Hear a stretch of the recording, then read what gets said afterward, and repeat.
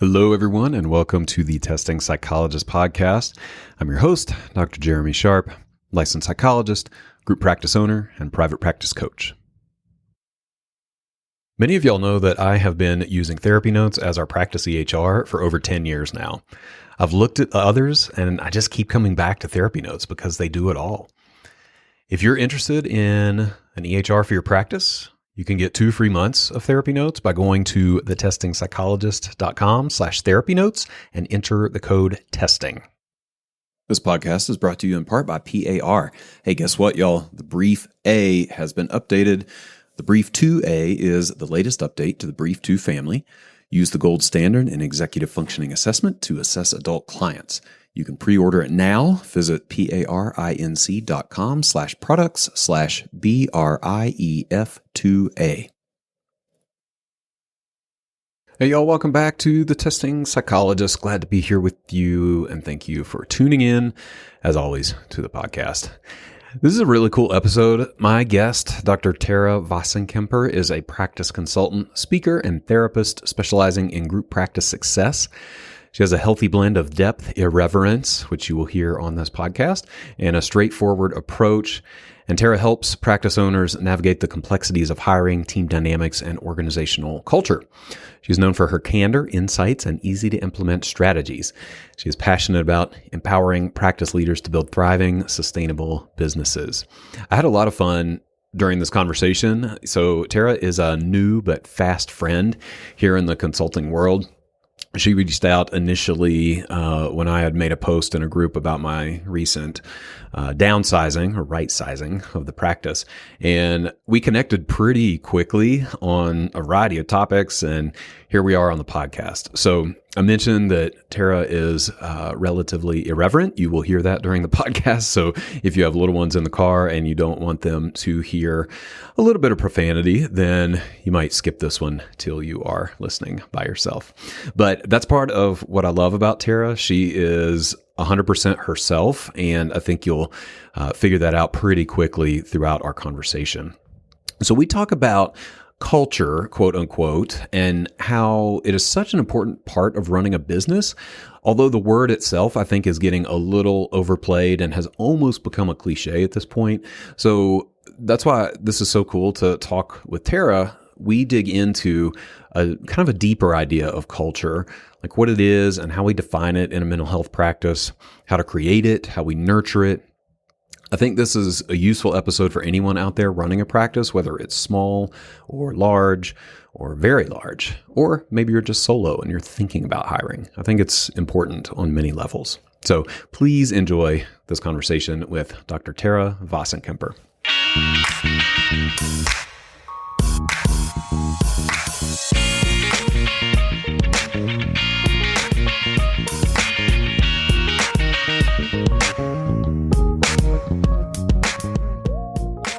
Tara, hey, welcome to the podcast. Hi. Good to have you. Good to have you. Yeah, This thanks. is I'm glad that you're here. Good to be here. Good.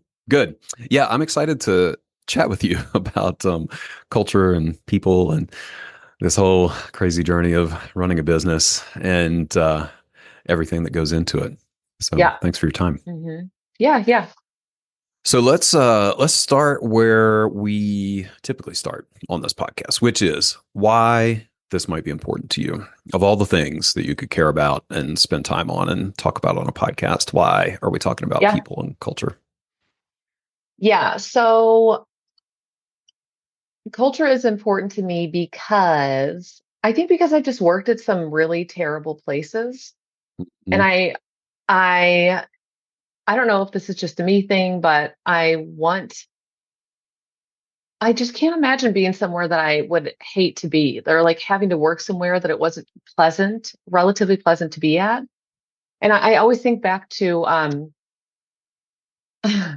from my very first job where the training was not very good and I was almost fired because I wasn't trained well. And then I ended up being great because I ended up figuring out what I was doing all the way through a more recent, before I shifted into practice, a relatively recent, by recent, I mean like 10 years ago, but recent-ish, Sure. for being an adult job, where I remember they were hiring on adjunct faculty. It was at a university, and nobody was explaining to them what was expected of them, or like they were just told, fill out this paperwork. Nobody told them you need to fill out, this is an I-9, here's what it is. This is this form, here's what it's for. And so I ended up like taking that on. And I remember how toxic my boss was. And I don't know. I just can't imagine personally being in a place that I hate to be. And I don't want that for anybody. So even if my place isn't for everybody, there's got to be a place that's for them. Like there could be a place where you love to go.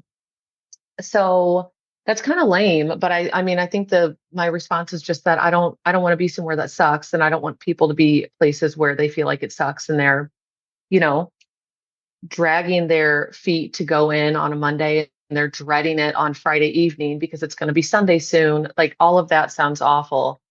And one more thing that I just realized, it's probably kind of existential. Like I think everybody's walking towards death actively. So why are you wasting any time doing something that you're not satisfied overall with doing? Do you know what I'm saying? Like, why would you ever Sure. spend time doing something? Where are your values? Like, just do things that make you feel good, knowing that some days are going to be hard, of course. But like broadly speaking, surround yourself with people that you like and that support you and help you be better.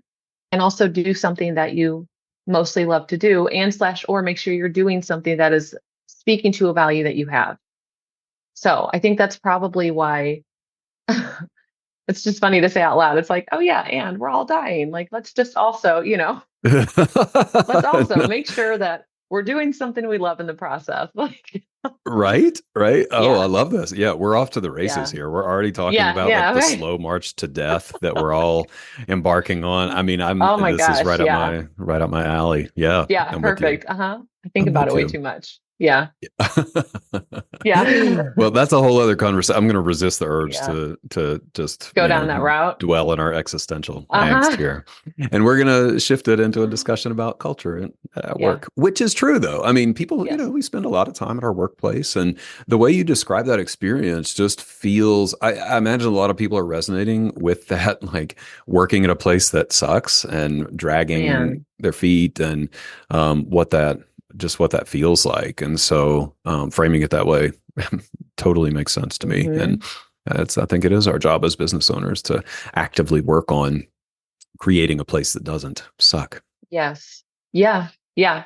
And being clear about what that is with people so they know what they're stepping into. Yeah. Yeah. I think, there's someone, I think there's a lot of bait and switch that happens.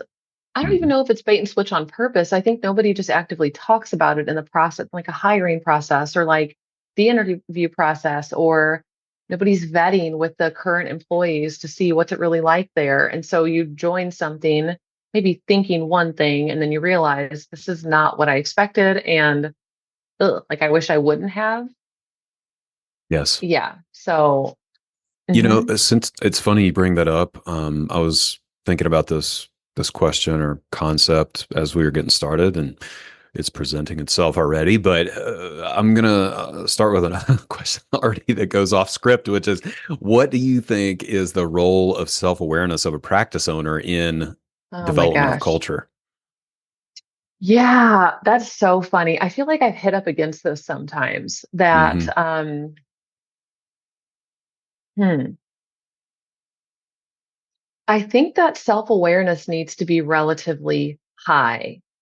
And this I might get, I don't know, I might get in trouble or I might get pushback from people in saying that I would speculate that people who don't have very much or who have like a lower ability to engage in accurate self-reflection are going to have more trouble with the people component of employment, of employing others, and also with the culture of the practice. So I do think that self-awareness is a really important component to a healthy practice for the owner to be self-aware. And I also think that to me, that's the beauty of therapy is that even, I'm thinking for myself, I even in the past year and a half, maybe it's been closer. No, it's been about a year and a half. I started back up with therapy in I think February of 23. It was right before I had my third child. It was February of 23, right after a move, right after a second location. And it has just been such a helpful experience and journey. Like, and not only personally, of course, it's therapy, but also I see it directly translate into my practice. I see it directly translate into the people who are a part of the practice. And it's like, oh, interesting. Something that I was wanting to happen was actually being bottlenecked by my inability to do something. Really, I would say unprocessed trauma is what it was, but like by my inability to recognize this thing or do this thing a little bit differently. It was how I was showing up that was having this influence. And so, yeah, I think it's really important. I think self-awareness is really important. Yeah. Yeah. I'm Yeah. with you on that. I'm with you. And thinking back, just as we're talking about this, I feel like some of the most difficult times in my practice, at least, have been times when I've been out of touch, like my perception of what was happening and how I was sort of interacting and, Yeah. presenting at work, was out of alignment with, uh, I'd say, the majority opinion of my Yeah. employees. And I've Yeah. just, yeah. I mean, I've been fortunate. You're talking about therapy.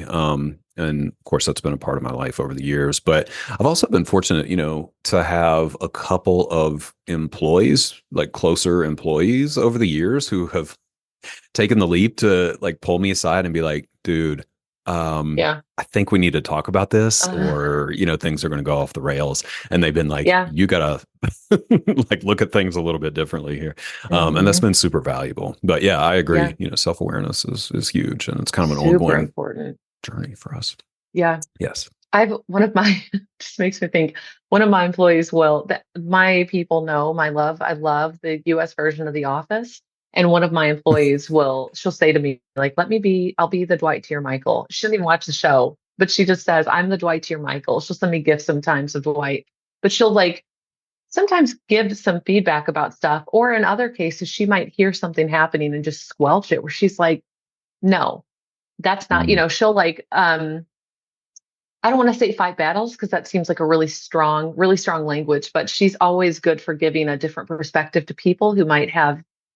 I think everybody is always going to have a variety of opinions about stuff. So it sort of feels like if I stand in integrity with decisions that are being made and in alignment with our core values, and all of this stuff is true, how people receive it is not mine. That's not my responsibility to bear. And so she's good because she not only, of course, I try to make known like the intention and how decisions are made and all of that, but it may or may not fall on deaf ears sometimes, depending on what it is and what's coming up for people. So it's nice too to have like a Dwight to my Michael, who might like advocate for the practice or for me or for leadership team kind of behind the scenes. So yeah, yeah. it's those people are invaluable, those employees who Mhm. know you, they see you a little more, they're a little closer, they might see you more clearly and be, stand up for you, so to speak. Yeah, yeah, you're Yeah, it's champions nice. of sorts. Yeah, you're Yes. champions. Yeah, yeah, I like that. Yes.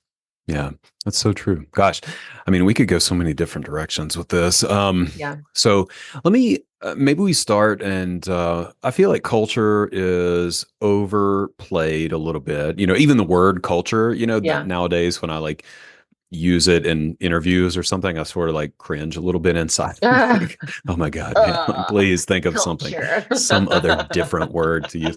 But it's You could say important. People ask vibe. about vibe. I could Just I could say get on vibe. board with There you go. vibe. Yeah, you can do Okay. vibe. Okay. Yeah. Uh-huh. Well, here's the vibe. The So essence. I'm The curious for essence of your you. practice. Yeah, go ahead. I'm sorry. I'm done. Go ahead. I'm sorry. This is Go good. ahead. We can riff Yeah. on culture Uh, synonyms. Okay. So how do you define it though? Like when we're talking before we, as we frame the conversation, uh-huh. when we're talking about culture, what does that even mean to you? Yeah, this is where I'm sorry to keep it esoteric. It's sort of this phenomenological experience. Like it's this um, perceptual filter for everything related to the practice. I think about, I also love Gottman methodology. I love John and Julie Gottman's work, Julie Schwartz Gottman, excuse me. Yes. And on their sound relationship house, there's the positive perspective is kind of sandwiched between conflict and above the friendship system. And the craziest thing to me is that the perspective is a result of a healthy friendship, well, a friendship system and your like ability to navigate conflict. But it's really hard to work on directly. Like Mm, it's something that you can't quite capture exactly. So, and I always think of it, what's the phrase in research? It's like the latent variables. Like it's something, there's all these little mm, like points around something that are like everything's pointing to one concept, but it's hard to exactly say, well, this is the concept in this a very clear structure.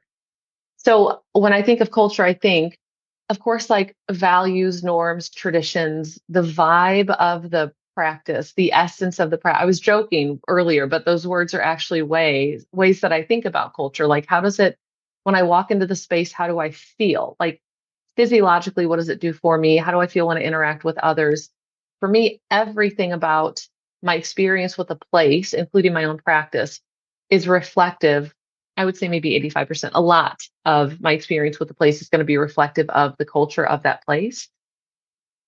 So I feel like that's a little bit like woo woo, maybe, but it is. It's kind of like the mhm, vibe. It can mhm, be practical. I think again, like we're talking about traditions or norms or values or expectations or specific ways of interacting with each other can be reflective of culture. mhm. So, but Yeah. yeah, I would say it's like the essence, the vibe of a place. Yeah, I think there's something to that. It's almost like the whole is greater than the sum of the parts, Yes. like there's some Yeah. like, Yes. the mind versus the brain. I don't know. There are lots of analogies, Yeah. to Yeah. sort of Yeah. capture it. And I'm curious if you found this. I think I have, as I'm saying it out loud, that there have been times when we've almost tried to like engineer culture and it backfired. Like when we were almost Mhm. like working too hard, and then that somehow tipped the scales in the opposite direction to what we were going Yeah. for.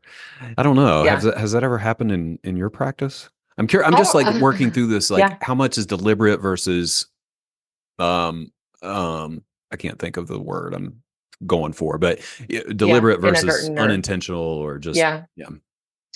Yeah, it makes me think of the point of diminishing returns. Like, at what point is it actually too much? And then it starts Hmm. to, yeah, or like too much anxiety is detrimental. Like a healthy amount of anxiety is good for performance, but too little or too much is not.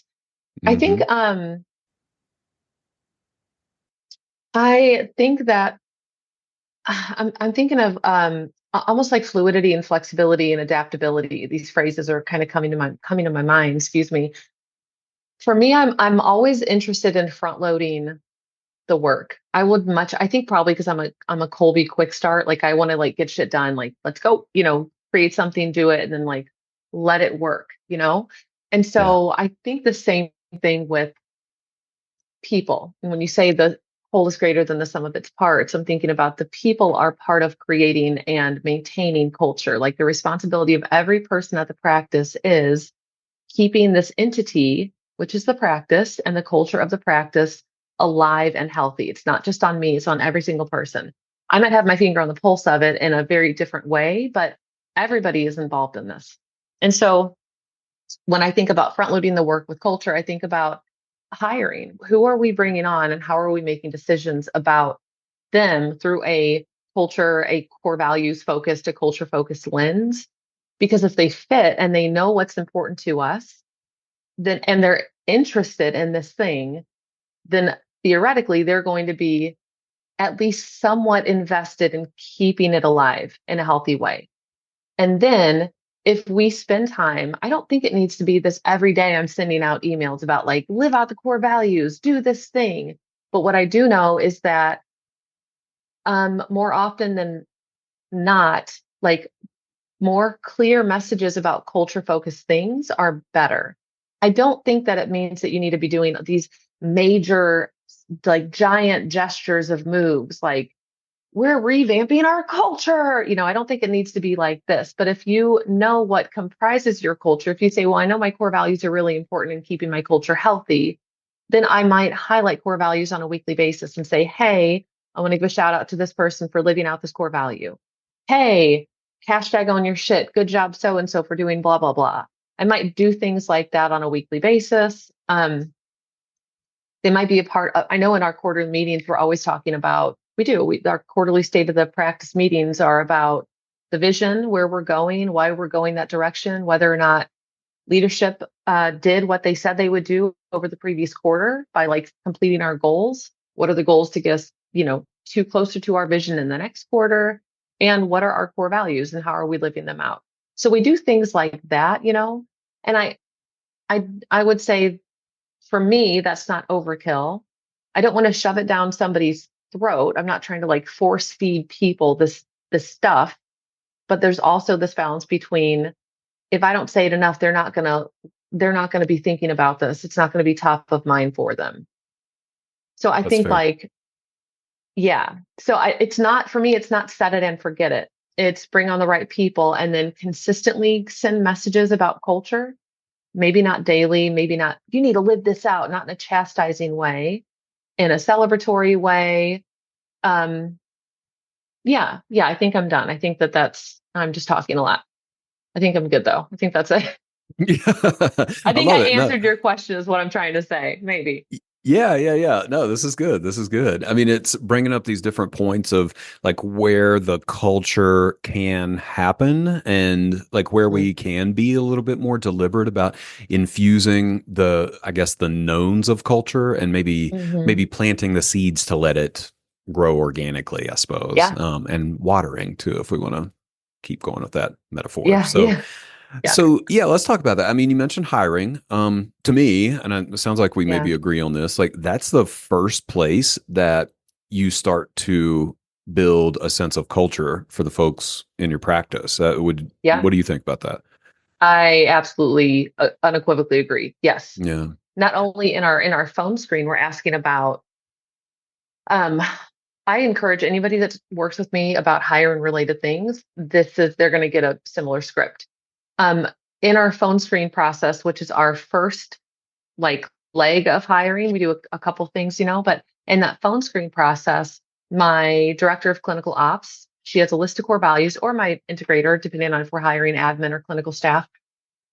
She will basically ask them specific questions related to core values. So if one of our core values is own your shit, which that is one of our core values, so basically taking responsibility. If you know Gottman, you know that's the antidote to defensiveness. So we're also trying to not have any horsemen come traipsing through the practice. So own your shit. She might say the question, it might be something like, tell me about the last time you messed up. What did you do and how did it go? Like, what did you do to rectify that? And what was the outcome? Tell me how it went. And if people can't come up with an example, to me, that indicates they probably aren't actively taking ownership of what they need to be. Or if they tell a story about how they've been wronged, which people are wronged. I'm not saying that, there are absolutely victims in this world, like 100% victims in this world. Not every experience in every single person's life is 100% victim. There are moments where everybody messes up. Tell me about a time where you messed something up. And if you can't, that tells me something else.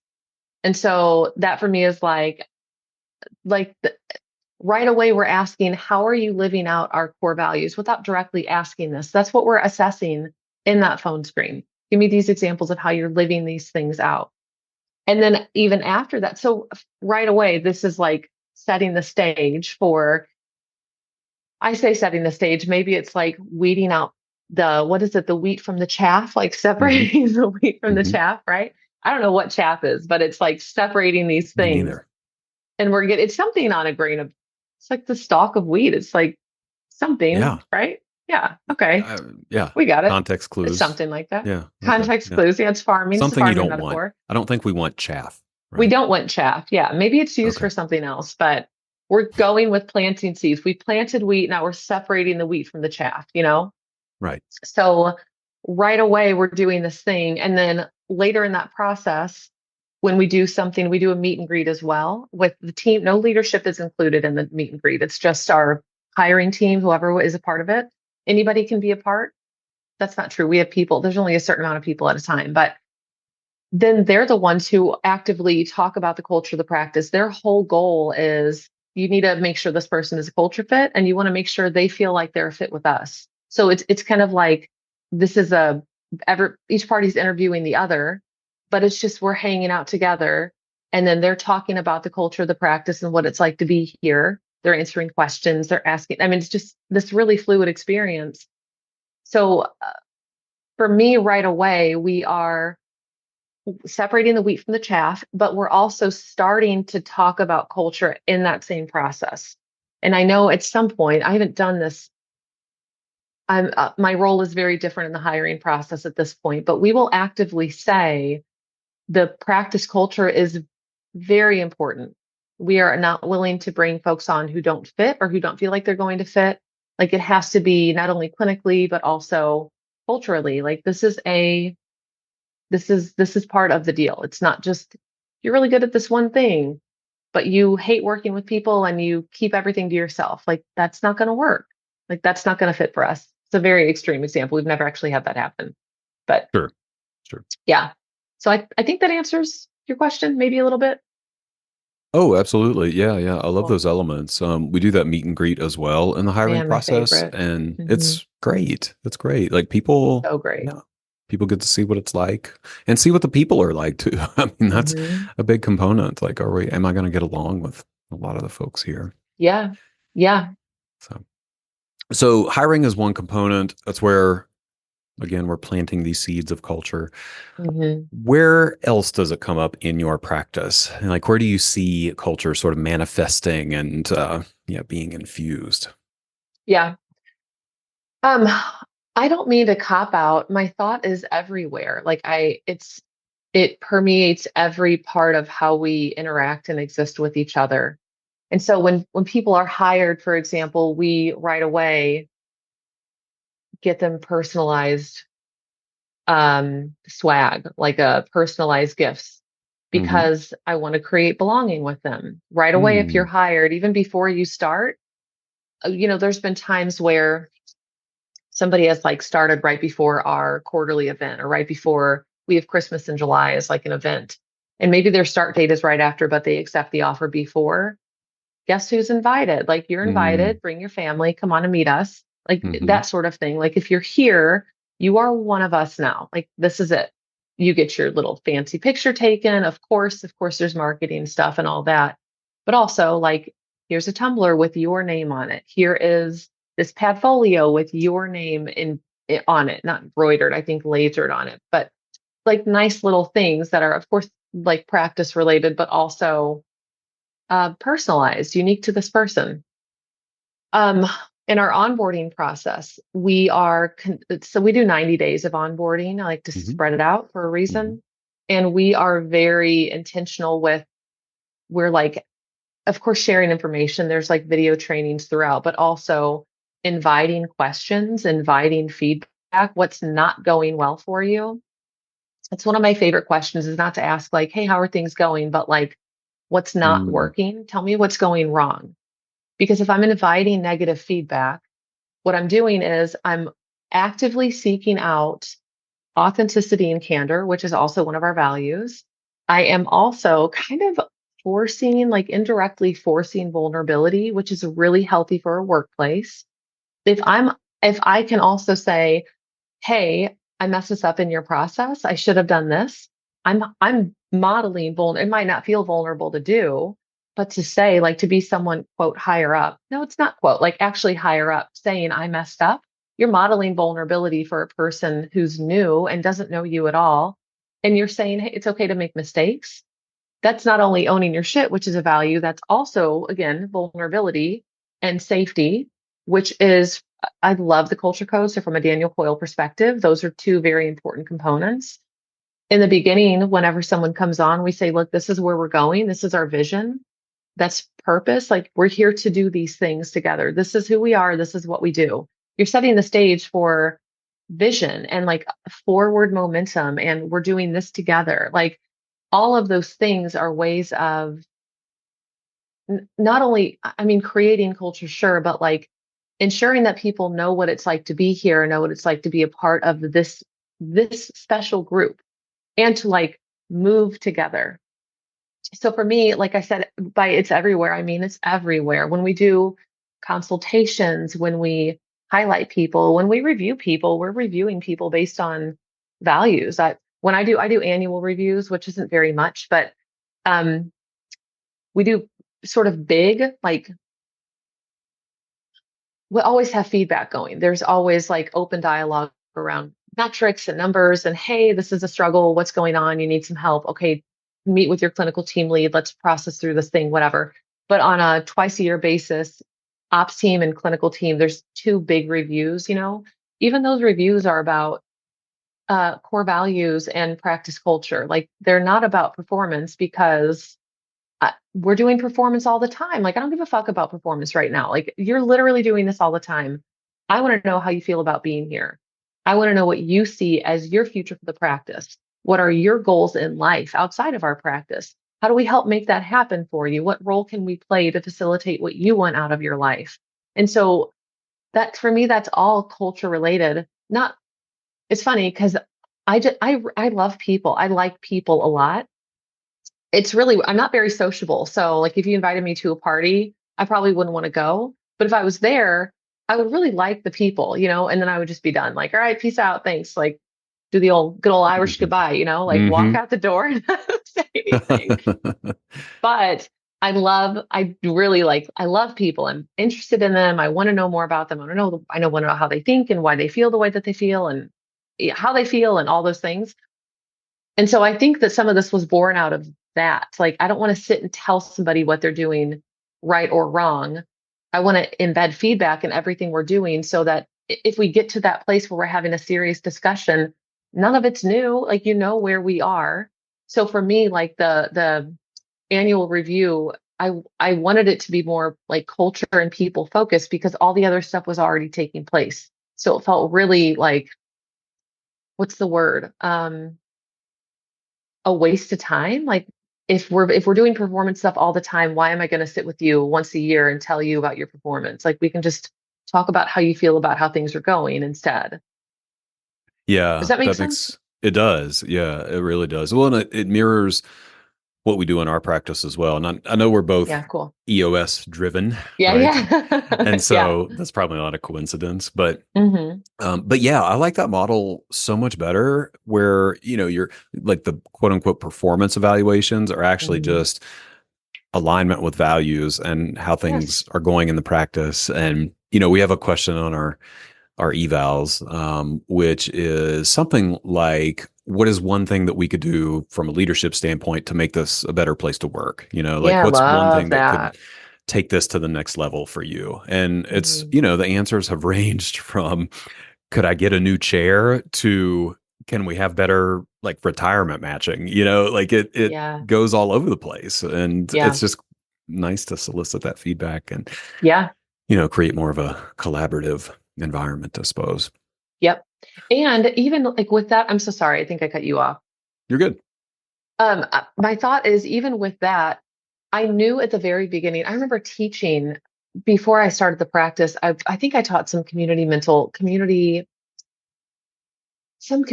health program or course for, master's program back in St. Louis. And it's somewhere in the book. I just remember feeling so validating reading this. And then like, it has like come up for me since. It was something about if you're doing anything in community mental health, you need the buy-in of the community, which is a fucking duh, of course, but you need the buy-in. Like any ideas you have, people want a say in what's happening. And every time I think about the practice, like we've done some version of meet and greets from the very inception before I had this thorough hiring process. I knew I wanted people involved because a person was joining our team. It's not they're joining me, they're joining the team. And the team at the time was a lot of interns and supervisees. And so it was like, well, I want their buy in too. I knew that if people were involved in the process, they would feel more invested and bought into the process, which might sound gross and manipulative. That's not the intention. The thought was, I want them to feel as invested as possible. Of course, no one's going to be as invested as I am, but I want people's involvement and influence because they are here and they are important to the team and to the practice. And so what they need and what they want is of value. It's not just, it almost feels like it's not just me, like the practice is kind of this vessel or this entity that's reflective of all the people. Like everybody makes this up. It's not just Tara's practice. Sure. Logistically, it kind of is. But in terms of like a culture wise, it's not just it's everybody. Like we're all here doing this together. Yeah. Let me Yeah, ask a potentially difficult question. Again, just sure. something I've wrestled with. So it's just as a selfish question, like many of my Yeah, no, questions. do it. So Uh-huh. the question is, okay, so I'm curious how you approach and balance this dynamic of helping folks feel involved and Mhm. part of the process and collaborative and so forth, like you're describing, and sort of retaining the I still make the decision Mhm. aspect of it. If that's the direction you go, maybe you Yeah. don't. I don't. Yeah. No, that is definitely the direction I go. Yeah. Let's take a break to hear from our featured partner. Y'all know that the Brief 2 has long been established as one of the leading forms for measuring executive functioning in children. Now comes the latest addition to the Brief 2 family, the Brief 2A. This update will allow you to use the gold standard in executive functioning to assess adult clients. And you don't have to wait. It's available for pre-order right now. Learn more at parinc.com/products/BRIEF2A. Y'all know that I love therapy notes, but I am not the only one. They have a 4.9 out of 5-star rating on trustpilot.com and Google, which makes them the number one rated electronic health record system available for mental health folks today. They make billing, scheduling, note taking, and telehealth all incredibly easy. They also offer custom forms that you can send through the portal. For all the prescribers out there, Therapy Notes is proudly offering e-prescribe as well. And maybe the most important thing for me is that they have live telephone support 7 days a week, so you can actually talk to a real person in a timely manner. If you're trying to switch from another EHR, the transition is incredibly easy. They'll import your demographic data free of charge, so you can get going right away. So if you're curious, or you want to switch, or you need a new EHR, try Therapy Notes for 2 months, absolutely free. You can go to thetestingpsychologist.com/therapy notes and enter the code TESTING. Again, totally free, no strings attached. Check it out and see why everyone is switching to Therapy Notes. Let's get back to the podcast. Carefully. Like my answer is carefully. I tread lightly. I don't know if it's tread lightly. I think it's there's this constant internal. I think of the bottom of a triangle. If there was a not a pyramid, because I don't want four. I guess it would have to be some sort of a pyramid, but sort of like 3 point, like a, a three system scale, like not the scales of justice, but like a Mm, scale with three balances, if that makes yeah, sense. yeah, Okay, thanks. Like, you know what I'm trying to say, right? yeah. Um, Autonomy is definitely one. I do not ever want people to feel like they have no autonomy. Mm-hmm. So the structure of the business is another. There has to be structure in place for us to do things streamlined and uniform. And then the sustainability and longevity of the business is the third. And so I've shared this openly with people. This isn't like if my team ever heard this wouldn't be new. Maybe the way I'm talking about it might feel new, but like I'm constantly balancing the practice financial health with the structure to make it flow healthy, effectively, efficiently for clients, for the team, for me, for ops team, for everybody, and then also autonomy for clinicians. And so I think with like vision decisions are not the teams to make. Like there's like limits where it's like, no, where we're going is not like you all don't see the horizon in the same way that I do. And so it doesn't make sense to me that I would task you or ask you to make this decision or to even have a say in this decision when you don't have the view. You don't have the same view that I have. But if you are interested in niching down, you're interested in supervision, you're interested in growing a certain type of you want to like do something new or slightly different. Like walk and talk therapy is not something that's a silly example, but a clinician came to me and said, I want to do that. And it was like, cool, like let's get the right documents on file and fucking make it happen. Like have fun, Somebody else came to me and said, I want to create this track within the practice. That sounds awesome. It's not only in alignment with where we're going, but you are interested in doing this. So those are the sorts of things where it's like, people have space to grow and evolve within the practice, but the parameters of the practice are kind of relatively the same, and they Mhm. will grow and evolve. And as we do, opportunities will also grow and evolve. Um, so I say carefully, I mean, like people have autonomy, but it's of course within the confines of this structure that we have in place right now at its current capacity, knowing it's going to get bigger as we go. So I had someone the other day say they would love to do a podcast.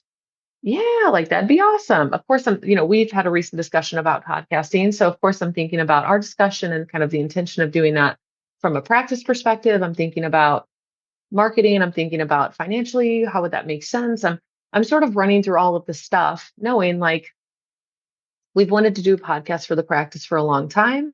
Is this something I could make happen now? And my feedback to this person was that's been on the docket for a long time. I am not saying no. I'm not saying yes right now. Let me think about it. Let me figure out if this is something we can do and how it might happen. And thanks for letting me know this. And I will absolutely consider this and probably take it to leadership and discuss and then go back to the person and let them know, here's what we think, here's what was decided. So yeah, carefully was kind of a flippant answer, but I mean it does feel kind of careful. Like I can't ever let people be further than where we are because then that disrupts the flow and kind of the structure of things.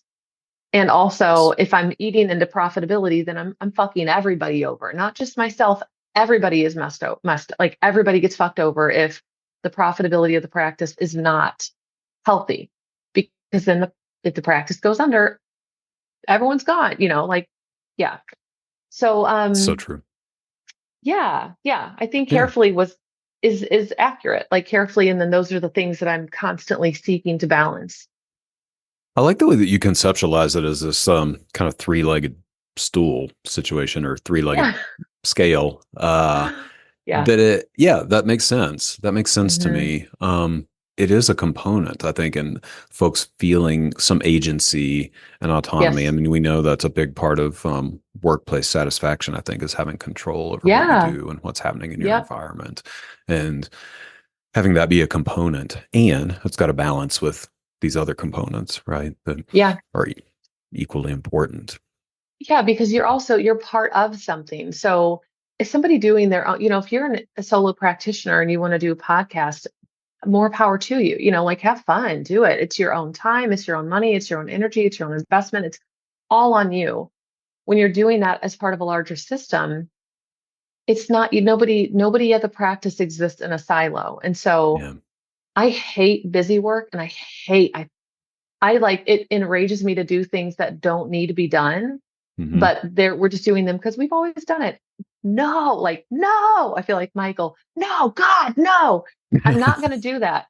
So anything that we do, I'm like constantly thinking, this is no stone left unturned. To call it neuroses, it's probably some compulsion. Why are we doing it this way? Like, do we actually need to do that extra step? What's the function of this thing? And if there's no function for it, I'm going to flick it out of the process. Like, okay, it doesn't exist. We don't need to do something that doesn't have a purpose. And so I think like nobody exists in a silo. And if somebody wants to do something, we have to figure out how it fits in everywhere. We just have to find out how it fits in everywhere. And then conversely, if we go to do something and we stumble across something that's not functional, we're just going to get rid of it. I'm not going to keep something. I started talking about this for a different reason. I forgot why. So I will just stop talking at this point. Thanks. Totally works. Yeah, we're Yeah, it still ended up in a good direction. I mean, good. these are All all right, good. yeah. I love this. I feel like we're living parallel lives in so many ways. Hmm. And even this topic of like efficiency and not taking extra steps Hmm. in your processes and systems and all of that. We could totally go Yeah, down that path. So I am curious as just a little bit of a sidebar, because you mentioned sure. two of your values now that match very closely to two of our values. So now I want to hear your other values and see how close Yeah, they are to ours. yeah. So the first is authenticity and candor. Be Okay. authentic and candid is they're all the same tense. The Yes. next is have depth and fun. So Oh. it's not just depth. Like we don't need to walk around just, the episode of South Park where Wendy Testaberger breaks up with Stan and he turns goth or emo or something. And then Butters, little raisin's girlfriend dumps him and he's like, oh, it's a beautiful kind of sadness. But Stan's all like mopey and goth. We don't need to be Stan. Like I don't, it doesn't always have to be, life is oh gosh, I could talk all day about this. Life is deep, period. Like, again, we're marching to death. Like I cannot extricate myself from being a meaning making creature in a meaningless life like that. So like the creation of meaning and living a deep life and purpose and intention, all of that is great. But also, I'm going to fucking laugh at a fart joke. Like, I'm going to make them. I'm going to laugh at them. I'm going to watch silly videos. Like, so it's for me, it's like the combo of the both. I might be crying and like laughing, not labile, but like crying about something meaningful and like giggling next, like this is so Yeah. ridiculous. I just put my dog down and I'm like laughing at the fact that the lady down the hallway is calling her to follow her. And I'm like, she's deaf. And it's like, God, like here we are. And it was so sad, but also I'm like giggling, like she's deaf. Like she's not going to hear you. Anyway, just the It's a great absurdity of it all example. is funny. Okay, so be authentic and candid, have depth and fun, be excellence oriented and growth centric. So you're not always going to be excellent, but strive for excellence and growth centricity. Own your shit. And the other is embrace interdependence. And so Ooh. what's really funny about this is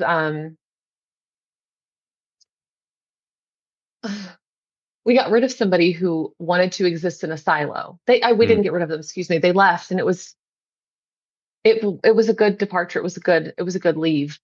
And the conversation after was like, what was like something was not fitting. They wanted to exist in a vacuum. And I had a former client say to me once, this is all like happening at the same time. A former client said to me something about like all hands on deck was one of the values of maybe the Navy. I don't remember, some form of armed forces. All hands on deck, or no, many hands make light work.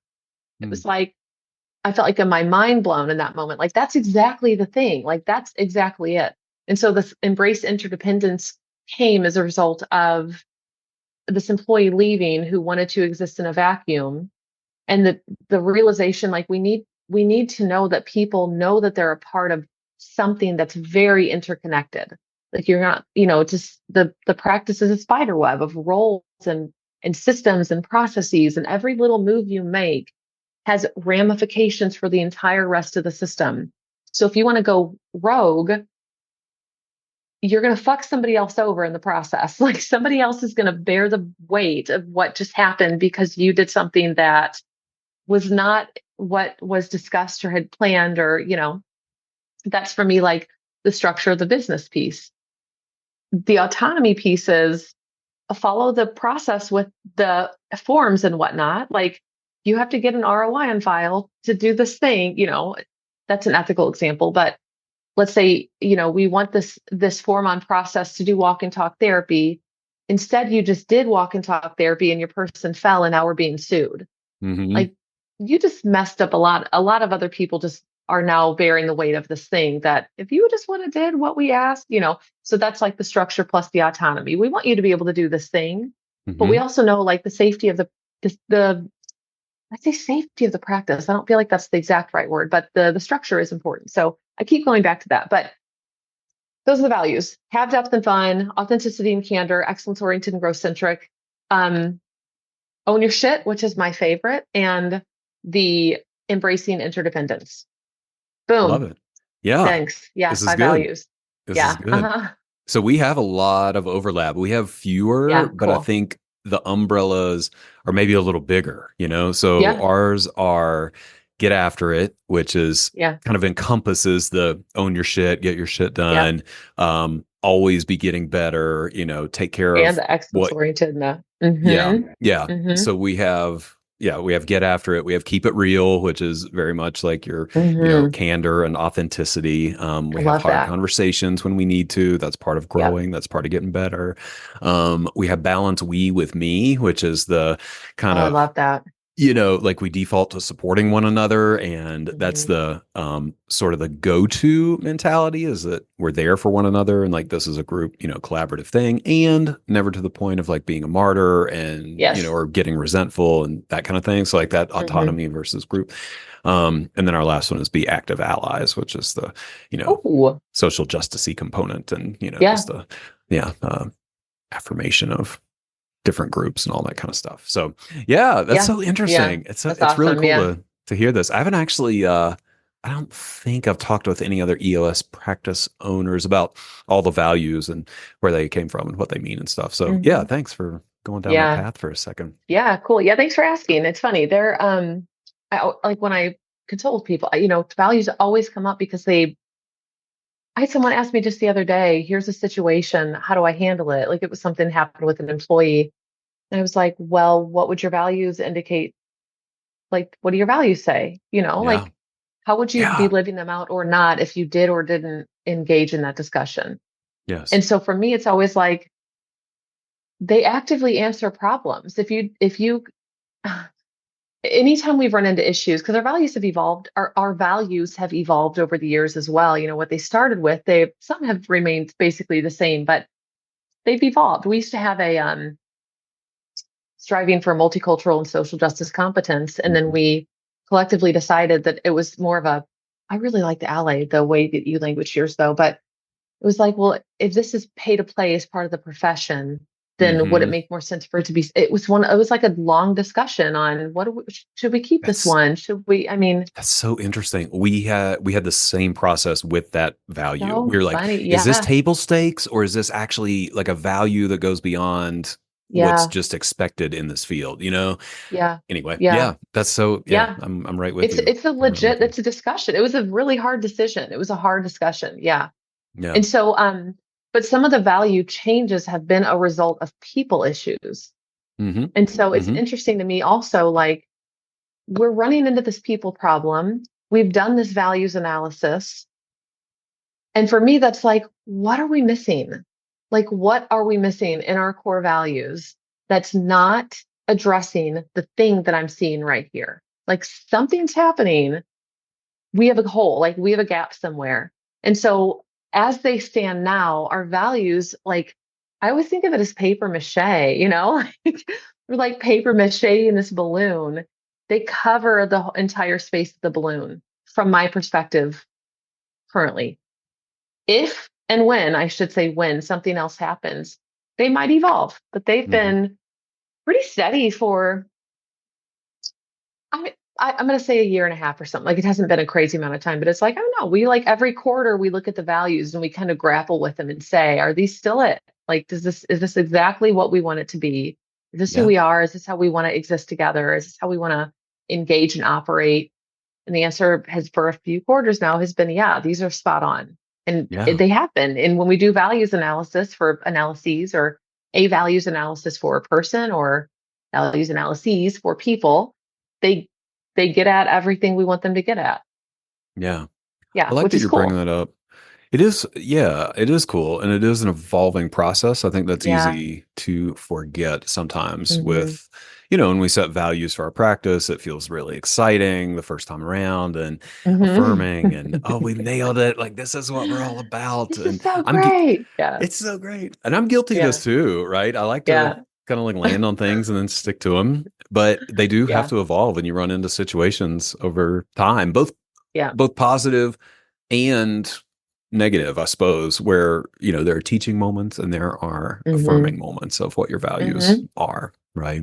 Yeah. But I like that we're just coming back to this. I really feel like a lot of the culture does come from values, because values, are a reflection of beliefs, which kind of drive Hmm. behavior, which creates that sort of intangible Yeah. stuff that just sort of like Yeah. percolates through your practice, that sum of Yeah. all the parts thing. Yeah. Um, yeah, and they just provide an anchor for what you do, and Yes. Yeah, that's they feel like super the important. thing that's easiest to say, like, if you're living this out, tell me how you're living this out. So, you can like pick, if we see own your shit and someone comes to me and says, I messed this up, then it's obvious thanks for telling me. Cool. How do we fix it? Like, what do we need to do? And if that Hmm. may or may not require me to be involved, it usually does not at this point, which is great. Because I have people in place to help deal with some of the issues that come up. But yeah, without values, it's like, how do you say what you want? Like, it's hard to even objectively, I mean, a value sure is subjective. Like you're saying, I want this thing, and it can look any number of ways. But when I can see something happen and I can say, oh, that's evidence of this value being lived out, it kind of, in my mind, it's like, well, that kind of shifts to objectivity. Like that's an objective point of data. And so when I go to do something like an annual review, or I'm asking somebody to reflect on their own, how they're living out the values, which is something I have people do, then they can make it objective. And it's like, oh, damn, like I'm not really living this one out. I'm really not doing this, or I'm definitely doing this one. And here's how and why. I think it makes it much more tangible for every single person. Yeah. I think I'm just reiterating what you just said. So I Great. agree with you. I'll I take it. agree with that. Thank you. Yeah. Thank you, Jeremy. Yes. Yes. Yeah. You know what? There's two more things too, actually, that I'm just thinking of. Of course, the culture code. I already said this. I love Daniel Mm. Coyle. He's one of the few people, he might be the only person I've written fan mail to. I wrote him an Whoa. email, and I was Hmm. from St. Louis too, which is cool because I'm from St. Oh, Louis. So, that is cool. um, That's the only book, by the way, that I have listened to twice all the way through. Like full so audiobook two good. times through. It was Yes. so good. It was so good. So good. I always think of Popovich. I always, oh my God, I just think of the examples from that book, how Tylenol handled the arsenic. Yeah. Yeah. God, incredible with their manifesto or their creed. I mean, it's just, or the credo, I think. Yeah. So good. The bad apple experiment, the kindergarten experiment. I mean, all of his examples are incredible. But yeah, I wrote on FanMail. I was like, this is better than I tried to read Start with Why by Simon Sinek, and I was Hmm. just really bored. I was like, this is way better than Simon Sinek Start with Why, for the record. And he was like, thank you. Like, because I know I That's know it's awesome. a really popular book, but I'm like, oh, I'm bored reading that. But this book is incredible. The other thing that I always think about with culture, it's funny because it feels like it should be like an indirect effect rather than something, gosh, I think like how we engage with each other is our core values. How we feel about the entity is like the culture code: vulnerability, belongingness, purpose. How people feel internally about their role. I always draw on Cal Newport, and I love Cal Newport too, from So Good They Can't Ignore You. And he writes about competence, autonomy, and relatedness being three necessary components for people feeling like they have a calling. And so I want to know, how do people feel about the work that they're doing? How do they feel about the practice vibe, meaning like the vulnerability, belongingness, purpose? And then how do they feel about the way we engage with each other? And like all of those, they feel like, again, I think about like a bigger balloon and larger paper mache. If core values is one nested balloon, then the largest one is all three of those things getting at what is the big experience being here in your role with these people. And so I seek to figure out as much as possible. I want all of that information from people. So like with reviews, I'm asking all of these things. When I'm talking with them, I want to talk about all of these things because they're all important for different reasons. And I think that can feel overwhelming. As I'm saying it out loud, it's like that might feel like a lot. But again, if you front load the work and once it's there, it's not. It just gets baked into everything that you're already doing. Right. Right. Yeah. Yeah. Well, and yeah. Yeah. I hear you. I hear you. It is. I want to validate or maybe make it okay or something for it to be a lot. I mean, I don't want to Yeah. like this is the work. I mean, this is This is the you work. know, it's not always hard, but it's deliberate at least, Yeah. like you to make all this happen and run a business on purpose and, you know, Yeah. shape things in a certain way. It is deliberate. All right. And there's Yeah, that's fair. Yeah, it is. Yeah, on purpose. I really like that. Yes, it is on purpose and intentional.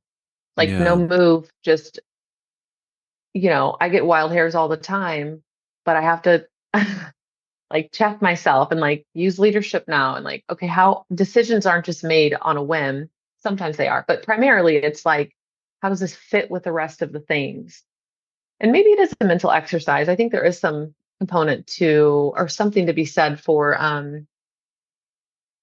I wouldn't say it's exhausting. I think it can be tiresome whenever you're struggling with something and you're trying to figure out what's happening, what's going wrong, or what's going on to keep your finger on the pulse of things. I think maybe that can be exhausting sometimes. Depending Hmm. on the type of, I think it just depends. This is where I think temperament plays a part too. Hmm. My history is emotional caretaking. So for me, it's like Hmm. I'm naturally inclined to worry and care for the people around. I want to know, how are you? How are you doing? How do you feel? What's wrong? What's going on? And so my work has been reining it back and like letting if there is discomfort, letting it happen for people and like relying more on, okay, I need to keep this closer to me because the rest is going to be like, if I'm pulled too much by the people around me, it's um, depleting. It's just, I feel like it's never enough. And so for somebody whose tendency might be more avoidance, it might need to be like you need to lean into the people around you a little bit more versus someone like me, I needed to pull back a little. But always there does need to be attention paid to the people who are part of what you are trying to create and build. Well said. Well Thanks. said. That might be a good place to wrap up. Yeah. I know that we could keep going for a long. I feel like we could talk about this stuff forever. This has been Yeah. great, and there's Seriously. so many threads that I did not pull on. I'm like, we could Oh, talk that's about that funny. for an hour and this for an hour, and Yeah. So, Yeah. this has been a lot of fun. So I know you've got a lot going on. Like, if people want to Hmm. reach out, talk to you, like do things with you, what does that look like? Yeah. They can go to my website. I have finally, it was a mess for a long time. So it's finally a little bit like cleaner and more in alignment with Um, not necessarily well, I think how I show up, sure, but also like what I'm seeking to do with consulting and like in that area. So the website is TaraVossenkemper.com. Um, there is a freebie resource called Your Last Hiring Process. So if you are on the website, I think there's something called bonus and then free Mhm. resources, and you can find that there. On the website, you also can book a discovery call with me. I think I stole that language from you. So thank you for letting Ooh, me borrow and take it, Jeremy. I appreciate that. And I think I'm just now anytime. telling you, so I hope you don't care. But Of course. I did use that language. Discovery call, it's a 15-minute call to see like if we wanted to work together ever, what it might look like or who might be a better fit for you. And then or if I could even help with whatever, issue you might be having. And then there's one more. Oh, I have a membership actually it's focused on business growth. It's focused on practice Mm. growth, but the emphasis is on the practice culture. So the membership is called the Practice Culture First membership. Hmm.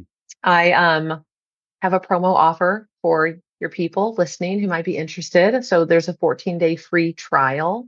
And Mhm. again, if you go, I sent you a link. So I don't know if I could ask that be put in show notes or something. Absolutely. Yeah, we'll put it Cool. all in Okay. the show notes. Yeah. Yeah, sweet. So Yeah. mostly my website. I think that would be the easiest place to seek me out, TaraVossenkemper.com. Nice. Nice. That sounds good. Yeah, all that stuff will be easy to access in the show notes for folks. Yeah. I hope people reach out. Yeah, it's been Yeah, fun. I It's hope been so fun. I too. know. Yeah, this has Yeah, been fun. definitely. We have only, I guess, interacted 4 or 5 times now, but Oh, that's less I than that, don't I know, think. It's just been a couple maybe times. even, It's yeah, just we it's, clicked, man. It's only been three, I think. This is our yeah. third time.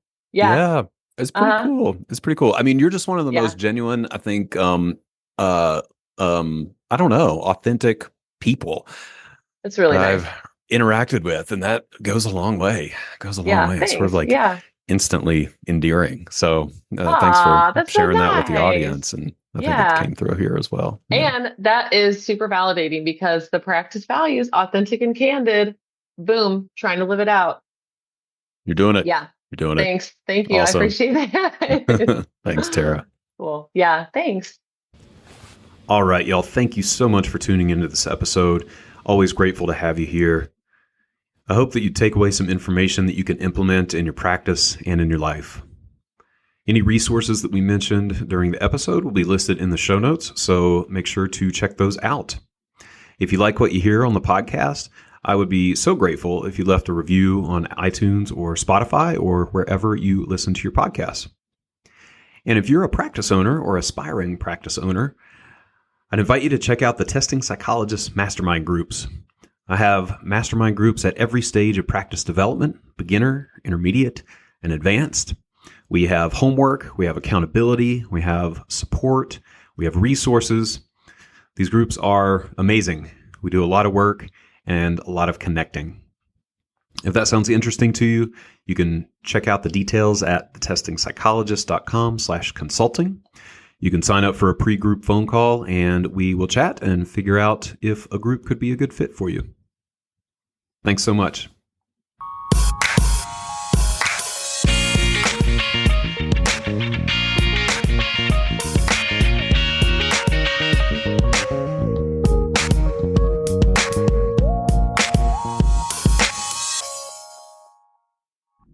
The information contained in this podcast and on the Testing Psychologist website are intended for informational and educational purposes only. Nothing in this podcast or on the website is intended to be a substitute for professional psychological, psychiatric, or medical advice, diagnosis, or treatment. Please note that no doctor-patient relationship is formed here, and similarly, no supervisory or consultative relationship is formed between the host or guests of this podcast and listeners of this podcast. If you need the qualified advice of any mental health practitioner or medical provider, please seek one in your area. Similarly, if you need supervision on clinical matters, please find a supervisor with an expertise that fits your needs.